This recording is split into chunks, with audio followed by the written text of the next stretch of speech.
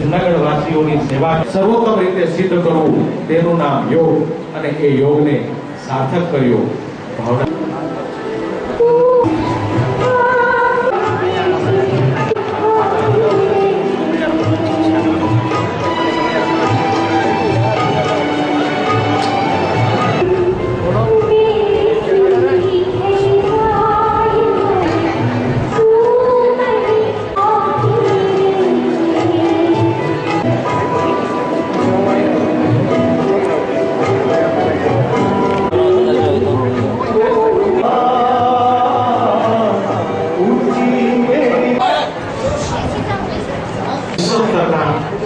नेताओं कही शकाय अपना लोकतांत्रिक नेता धीरे धीरे जिंदगी वही याद आपने जिंदगी थोड़ा सहारे एटले आपणे याद करवा पड़शे।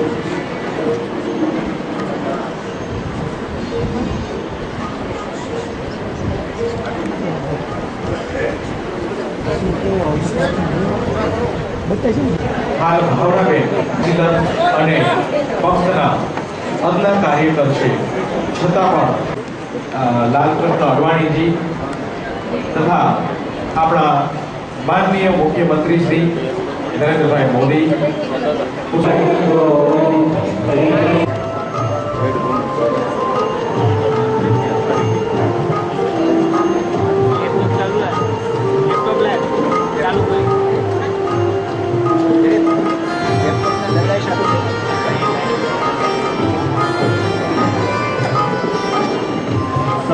समद्रष्टिने तृष्णा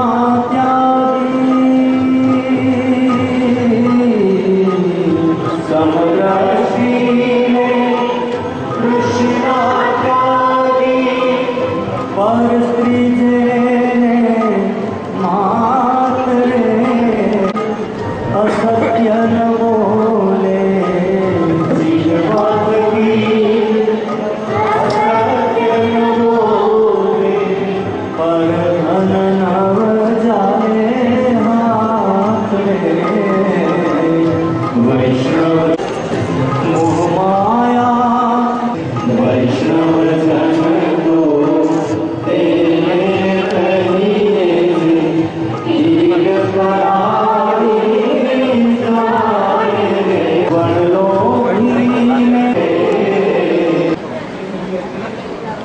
सिंह जी इस प्रदेश के यशस्वी लोग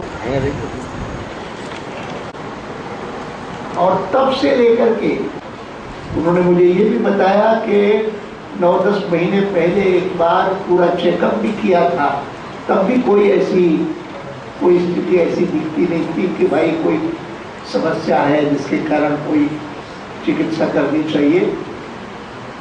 और अभी मुझे पता लगा, मेरी कल्पना थी कि शायद उनको जब निकाला ऊपर जाकर के इस कमरे में वो गई थी तो उसके बाद वो अचेत थी, अनकॉन्शियस थी और कॉन्शियसनेस शायद आई नहीं, लेकिन अभी मुझे डॉक्टर साहब बता रहे थे कि उनको रिवाइव कर पाए थे हॉस्पिटल।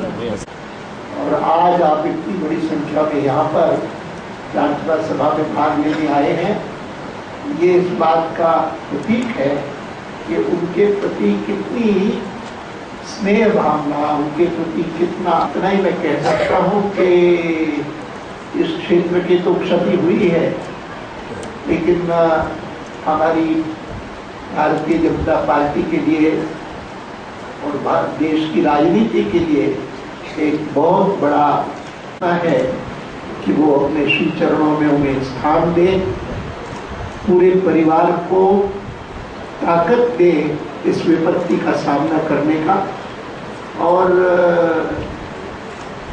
जितनी मात्रा में हमारे दल के कार्यकर्ता उनकी सेवा भावना, त्याग भावना, निस्वार्थ वृत्ति से देश की सेवा करने की प्रवृत्ति का अनुसरण कर सके, वही वास्तव में सच्ची श्रद्धांजलि होगी। एक बार पुनः उनके स्मृति में अपनी विनम्र श्रद्धांजलि अर्पित कर सकते हैं। और केवल इस धरती, केवल परिवारजनों को ही नहीं बल्कि सारे शुभचिंतकों को बेहद पीड़ा होती है। और जो ही भावनाबेन के निधन का समाचार हम सबको प्राप्त हुआ, मैंने देखा कि जितने लोगों से परिचित थे सबने अफसोस जाहिर किया। रहते हुए भी कोई उंगली उठाकर नहीं कह सकता है कि भावनाबेन के दामन पर कभी कोई दागुल्ती हुई है। लेकिन जैसा मैंने कहा कि जो आया है उसे जाना है। समय से पहले वो चली, केवल भारतीय जनता पार्टी को ही नहीं बल्कि मैं समझता हूं कि इस देश को भी ऐसी विदुषी महिलाओं की आवश्यकता है, लेकिन वो नहीं है।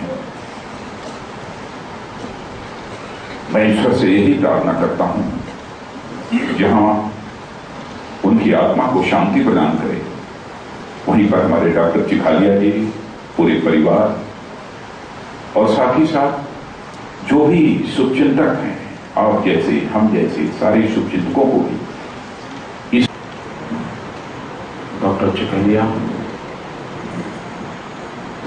शोक संतप्त सर्व परिवारजनों,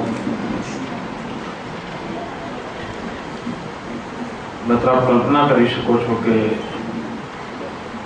વ્યક્તિગત રીતે ભાવનાબેનની વિદાયનો હું કેટલું દુઃખ અનુભવતો હોઈશ।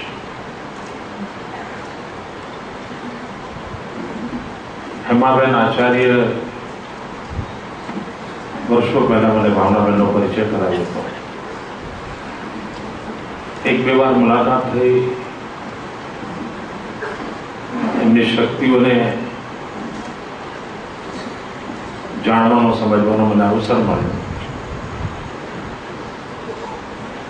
અને પાર્ટીએ એમને ખૂબ મોટી જવાબદારી આપી। મિત્રો આજે હું ગર્વ સાથે કહી શકું કે અમારી ક્યારે પછતાવાનો વારો નહોતો આવ્યો અને એ મંત્રી હતા, अनेक बार सांसद था, पर हमारी पार्टी ना राष्ट्रीय उपाध्यक्ष बना था। अनेक बार एवं बनतु कि भावनाबेन मंच पर होय અને હું નીચે બેસતો ત્યારે એમને બહુ આમ ગમે નહીં, મને એમ કે નહીં હું ના બેસું, એમને સમજાવવા પડતા હતા।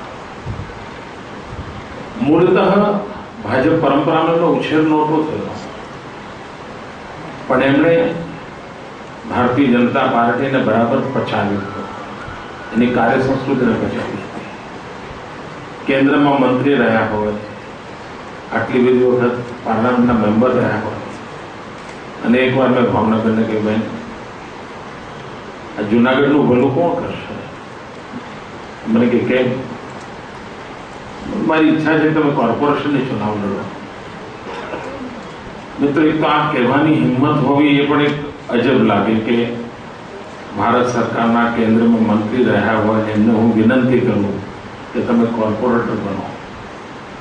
મિત્રો મારે ગર્વ સાથે કહેવું છે, એક સેકન્ડના વિલંબ વગર એમણે એમ કહ્યું કે નરેન્દ્રભાઈ મારા જીવનના બધા નિર્ણયો તમે કર્યા છે।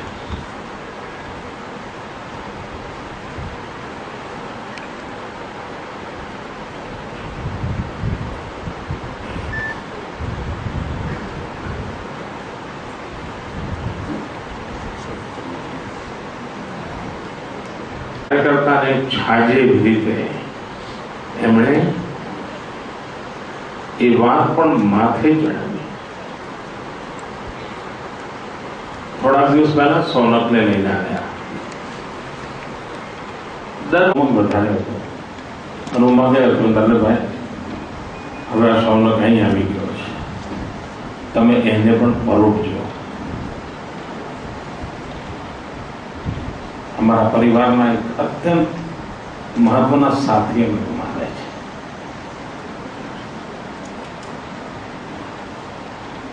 અમારા બધા ઉપર જે બીતે છે,